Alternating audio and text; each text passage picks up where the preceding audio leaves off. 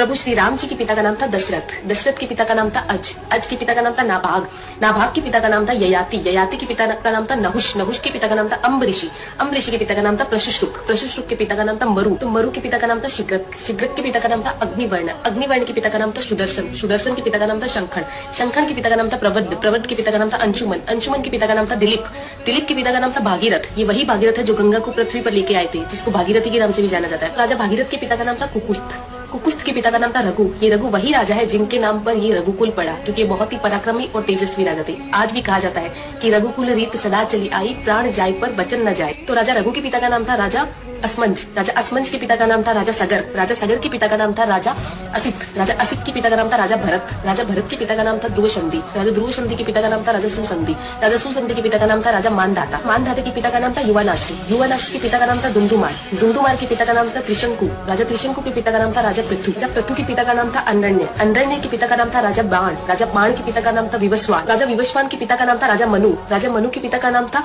इक्ष्वाकु, इक्ष्वाकु के पिता का नाम था राजा कुक्षी, राजा कुक्षी के पिता का नाम था राजा विकुक्षी, राजा विकुक्षी के पिता का नाम था राजा कश्यप, राजा कश्यप के पिता का नाम था राजा मरीचि, राजा मरीचि के पिता का नाम था ब्रह्मा जी। तो इस हिसाब से हमारे प्रभु श्री राम जी ब्रह्मा जी की 39वीं पीढ़ी है, 39th। आने वाला इतिहास ये नहीं बोलना चाहिए कि सनातनियों को मुगलों का इतिहास तो पता था और खुद का इतिहास नहीं पता था। तो ज्यादा से ज्यादा इस वीडियो को शेयर कीजिए। जय श्री राम।